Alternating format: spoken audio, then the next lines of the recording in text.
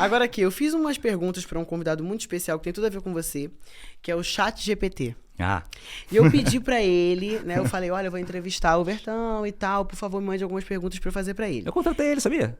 Jura? É, ele é meu assistente. Ele não me falou essa informação. Ele é meu assistente, ele me ajuda Entendi. bastante. Mas ele foi um querido muito Baratinho, prestativo. cobra e pouco. ele me sugeriu eficiente. algumas perguntas. Baratíssimo, né? Eu gosto disso, funcionários que cobram valores justos pelo serviço. Vamos lá. Quais são algumas ferramentas ou aplicativos de produtividade que você recomenda para aumentar a eficiência diária? Ah, você perguntou pra ele. E Ele agora você tá perguntou para você. Ah, ele perguntou? É. Eu diria assim que, para você, como é uma pergunta ampla, eu sempre falo para as pessoas analisarem o seu trabalho. Você tem que Sim, você faz tem- muito sentido. o que vai te ajudar no seu dia a dia? Quanto mais conhecimento você tiver sobre a sua área de atuação, mais você vai abrir esse leque de possibilidades. Sim.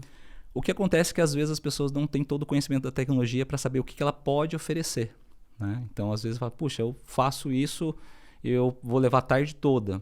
Às vezes, por conta de desconhecer alguma ferramenta do próprio software, ela deixou de automatizar algo que ela ia fazer, às vezes, em 10 minutos, né? Então, eu diria assim que a gente tem várias ferramentas que hoje, quando a gente fala de produtividade, eu diria assim que eu também almejo essa questão de produtividade, porque é algo mais complexo, né? Que envolve planejamento, organização, principalmente hábito, né? E para isso, para você criar essa organização, esse planejamento, a tecnologia pode te ajudar bastante. Sim, com Então a certeza. gente está falando de ferramentas que vão te ajudar, né? Porque tudo bem para quem é do lápis e papel que gosta de anotar, se planejar, fazer o seu planner, né? Digamos Eu assim. era assim, eu era. E aí faz no lápis e papel, se funciona para a pessoa, ok. Mas se você tem uma ferramenta, um aplicativo que vai te trazer mais produtividade, é o melhor. Sim. Hoje a gente tem aplicativos para tudo, né? Pensando assim no meu dia a dia, o que eu gosto de usar, né? Fica como dica também, mas vai variar do perfil de cada profissional, né? Mas eu gosto muito de utilizar algumas ferramentas que vão me trazer essa organização, principalmente questões colaborativas, onde eu consigo fazer uma etapa, passar para outra pessoa, ela já vai visualizar que eu terminei a minha etapa e já passou para ela. Então a gente tem hoje alguns aplicativos como, eu gosto muito do Trello, do Evernote, Não ouvi falar do do Trello. Notion. Então, assim, eu estou falando desses aplicativos, mas tem muitas outras pessoas Sim. e que quem quiser nos comentários, inclusive, falar qual que usa, São comentários...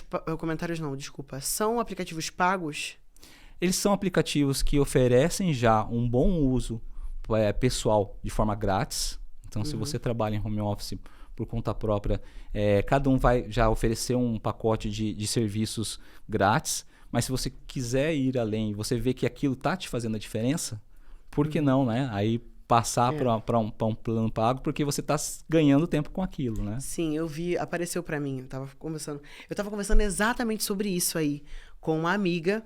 Eu falei, cara, eu tenho a minha agenda e tudo mais, eu anoto tudo lá, as contas que eu tenho pra pagar no dia e tudo mais, o que eu tenho pra fazer, todas as minhas atividades, eu faço tudo isso antes de dormir. E no dia seguinte eu coloco os horários específicos e vai despertando e eu vou fazendo tudo que eu tenho que fazer. No dia seguinte apareceu pra mim como recomendação mesmo no Instagram, né? Porque o telefone ele ouve tudo que a gente fala. E apareceu pra mim um aplicativo que era justamente pra isso, pra te fazer lembrar e pra te fazer administrar melhor o seu dinheiro. E você estipulava um valor para gastar por mês, e aí todos os seus gastos, olha que loucura, cara. O aplicativo ele era vinculado a todas as suas contas bancárias, e lá ele colocava um extrato mesmo, um relatório de tudo que você gastou no mês, e assim ele ia te fazendo enxergar. Porque hoje em dia, eu não sei você, mas hoje em dia eu não conheço ninguém que tenha um aplicativo de banco só. É difícil. Um banco só. Eu não conheço. Eu, por exemplo, só tenho o Banco Pan. Tá bom? Mas a minha mãe, por exemplo, ela tem vários. Mas assim, ele linka todos os bancos e te faz ver lá todos os seus gastos. E assim você vai tendo essa balança. Ele vai te trazer, nesse caso, uma produtividade financeira. Né? Se você quer controlar os seus gastos, o seu orçamento, esses aplicativos, como você disse, eles são integrados à sua conta bancária, porque o banco, por sua vez, ele fornece, a gente chama de API, que é a possibilidade de um outro aplicativo acessar alguns dados limitados, né, apenas de leitura, para que um outro aplicativo faça esse gerenciamento que ele não oferece. Sim. E aí, como você disse, você ali integra esse sistema com o seu banco e você vai saber o quanto está entrando, quanto está saindo. Você pode colocar suas metas. Para quem é um pouquinho assim assustado com a tecnologia, de achar que está integrado com o banco, tem a possibilidade também de você carregar o extrato via arquivo, né? Porque Perfeito, normalmente o seu PDF. banco também consegue gerar lá um arquivo XLS, aquele que você passa para o contador normalmente no Sim. final do mês, e aí ele carrega. Mas aqui, Bertão, de coração, você acha que um dia a tecnologia vai substituir a presença dos funcionários? Porque assim, hoje, por exemplo, você vai num restaurante, você mesmo pede o teu pedido, paga e você mesmo retira. Exato. Como é que é isso?